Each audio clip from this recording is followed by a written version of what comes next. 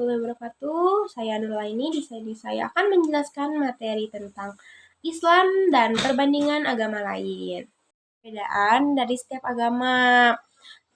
Saya mengambilnya makanan atau hewan yang dilarang dimakan oleh setiap agama, karena saya dapat materinya itu. Setiap hewan diciptakan oleh Tuhan Yang Maha Esa untuk memenuhi kebutuhan hidup manusia dan menjaga keseimbangan ekosistem di bumi. Karena negara kita menjunjung tinggi nilai-nilai agama dan toleransi, terdapat beberapa hewan yang dikategorikan sebagai haram untuk dimakan dan dipotong baik karena tidak sesuai dengan ajaran agama atau alasan kesehatan. Yang pertama yaitu agama Islam. Ada aturan dan bahan makanan yang dilarang dikonsumsi oleh masyarakat yang beragama Islam. Dalam Quran Surat Al-Ma'idah ayat 3 dijelaskan bahwa yang diharamkan untuk dikonsumsi yaitu bangkai, daging babi, hewan yang disembelih bukan atas nama Allah, binatang yang dicekik, binatang yang dipukul, binatang yang diterkam oleh binatang lain, dan disembelih untuk berhala.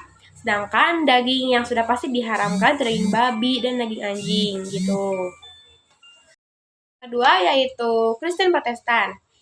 Di agama Kristen Protestan tidak ada yang diharamkan, namun ada yang najis adalah, jadi nggak ada makanan yang diharamkan, tapi yang najis tuh adalah setiap perkataan yang kotor keluar dari mulut.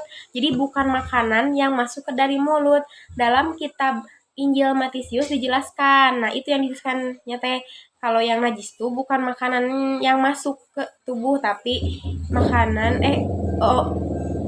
perkataan yang keluar dari mulut. Walaupun tidak ada hewan yang dilarang, tapi tidak semua hewan bisa dimakan. Jadi menurut daerah itu menyesuaikan sama daerah dan kebudayaan di daerah itu. Jadi bisa kayak bisa di daerah ini teh nggak boleh makan daging ini, nah gitu.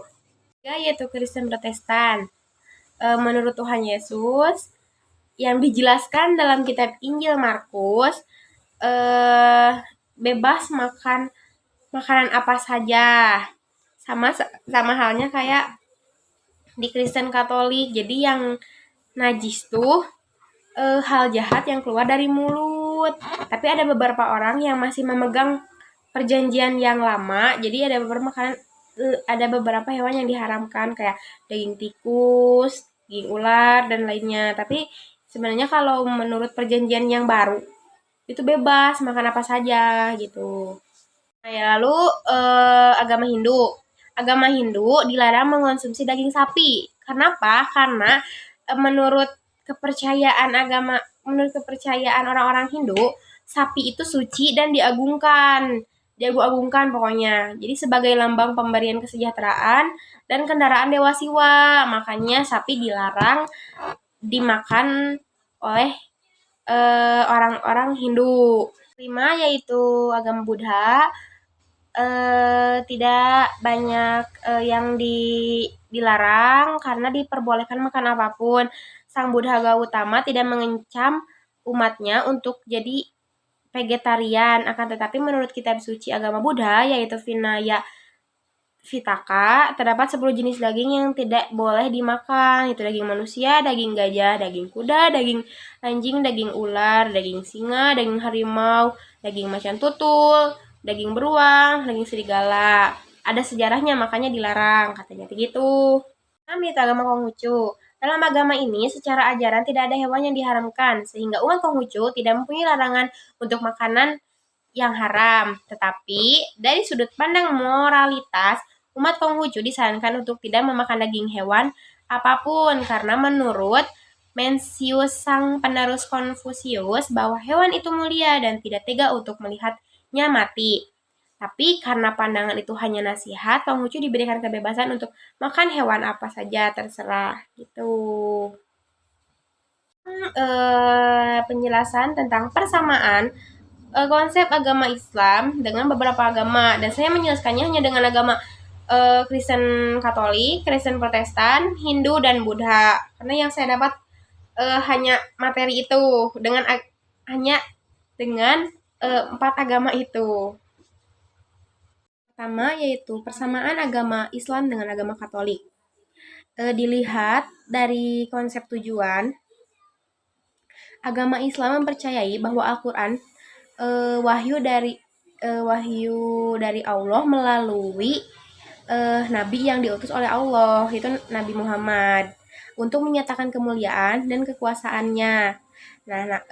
Begitu juga dengan Katolik yang mempercayai bahwa Alkitab sebagai sumber ajaran tentang keselamatan dari Allah melalui Yesus dan nabinya. Dalam persamaan antar kedua agama ini dilihat dari latar belakang pewahyuan, seperti yang dikatakan dan dituliskan dalam sumber-sumber pengajaran kedua agama ini, yaitu Islam oleh Al-Quran dan Katolik oleh Alkitab. Kedua agama ini sama-sama mempercayai bahwa yang menciptakan alam semesta dan yang menciptakan manusia itu Allah. Namun karena mereka mempunyai masing-masing mengikuti aliran yang menurut mereka benar dan tepat. Gitu. Yang kedua yaitu dilihat dari dosa yang diperbuat. Persamaan dosa dalam Islam dan Katolik, kedua agama ini memiliki persamaan dalam mempercayai dan meyakini adanya dosa dalam diri setiap umat manusia. Agama ini memahami bahwa dosa adalah suatu kesalahan yang dilakukan oleh seorang manusia yang melanggar ajaran atau ketentuan yang telah diajarkan oleh Tuhannya sesuai dengan kitab suci mereka masing-masing. Gitu. Jadi saya mengambil persamaan antara agama Islam dan agama Katolik dilihat dari tujuan dan dilihat dari dosa yang diperbuat gitu. Persamaan agama Islam dengan agama Kristen Protestan. Saya mengambil dari konsep pernikahan. Nah, adapun syarat sebelum menikah antara agama Islam dengan agama Kristen Protestan itu ada hampir kemiripan. Nah, dari syarat sama-sama harus adanya mempelai lelaki dan mempelai perempuan. Terus harus sama-sama dewasa, sehat jasmani dan rohani. Nah, akad nikah dalam Islam disebut dengan istilah ijab kabul. Sedangkan dalam Kristen Protestan dikenal dengan istilah pemberkatan. Lalu mas kawin. Dalam Islam bisa berupa uang, barang, cincin, seperangkat alat sholat, kitab suci Al-Quran, ataupun bacaan ayat-ayat suci Al-Quran oleh calon suami. Nah, untuk Kristen Protestan, mas kawinnya berupa bacaan Alkitab, saksi dari kedua belah pihak, gitu. Nah, lalu saat pranikah, pembekalan sebelum menikah dalam agama Islam dikenal dengan istilah rapak. Sedangkan dalam Kristen Protestan dikenal dengan istilah bimbingan konseling atau pengajaran. Persamaan agama Islam dengan agama Buddha. Saya mengambil di konsep kepercayaan atau iman. Islam dan Buddha sama-sama mengejarkan tentang kepercayaan terhadap sesuatu yang harus dipercayai. Yang macamnya ada dalam kepercayaan. Dalam Islam disebut rukun iman. Sedangkan di dalam Buddha disebut sadha atau 6 kepercayaan. Dalam Islam yang dipercayainya antara lain percaya kepada Allah, percaya kepada malaikatnya, kepada rasulnya, kitabnya, hari akhir, serta qada dan qadar. Sedangkan dalam Buddha yang dipercayai oleh mereka kepercayaan kepada Tuhan, Trirama Buddha, Bodhisattva, Arahat, hukum kesunyatan, kitab suci, dan Nibbana. Antara rukun iman dan sada terdapat persamaan mengenai sesuatu yang dipercayai, antara lain percaya kepada Tuhan dan kitab suci, walaupun terdapat perbedaan mengenai Tuhan yang dipercayai, asal-usul kitab sucinya. Iya, persamaannya jadi sama-sama punya keyakinan kepada Tuhan dan kitab suci, cuma kan bedanya Tuhannya itu sama kitab sucinya. Persamaan antara agama Islam dengan agama Hindu. Yang pertama yaitu dilihat dari konsep kehidupan dan kematian.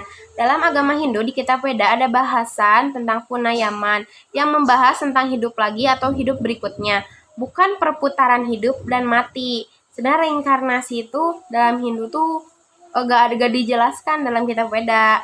Nah, bukan hanya itu, dalam kitab Weda juga dijelaskan adanya surga yang indah dengan aliran kolam susu dan neraka yang digambarkan seperti api dan penderitaan.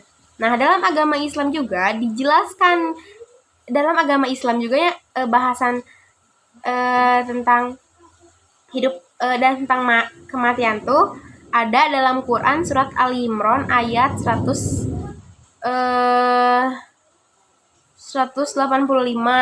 Setiap yang bernyawa akan merasakan mati dan hanya pada hari kiamat sajalah diberikan dengan sempurna balasanmu. Barang siapa dijauhkan dari neraka dan dimasukkan ke dalam surga, sungguh dia memperoleh kemenangan. Nah, disajukan dijelaskan kayak dijauhkan dari neraka berarti dia akan masuk surga.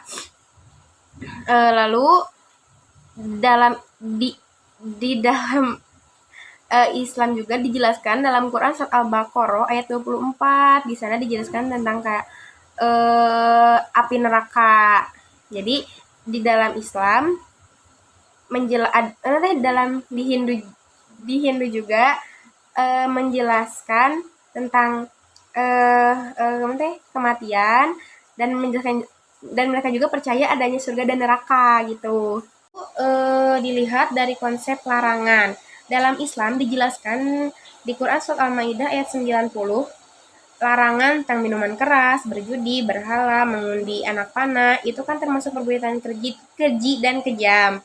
Nah, dalam Hindu pun sama, minuman keras dilarang dalam kitab Hindu, yaitu bagian Manusmriti. Nah, judi pun dilarang dalam kitab Weda, bukan hanya judi yang dilarang, kayak mengundi nasib dengan bermain dadu pun dilarang. Dan hal-hal yang berhubungan dengan meramal adalah dosa. Jadi konsep larangan sama kayak minuman keras di Islam dilarang, di agama Hindu pun dilarang gitu.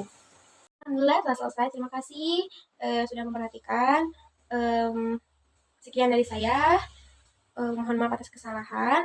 Itu dari pengucapan, penjelasan, materi ataupun lainnya, atau suara yang berisik karena lagi hujan. Jika ada pertanyaan, silahkan. Kalau saya bisa jawab, ya saya jawab. Kalau nggak, saya nanti minta bantuan ke Pak Herman untuk membantu menjawab pertanyaan dari kalian. Terima kasih. Assalamualaikum warahmatullahi wabarakatuh.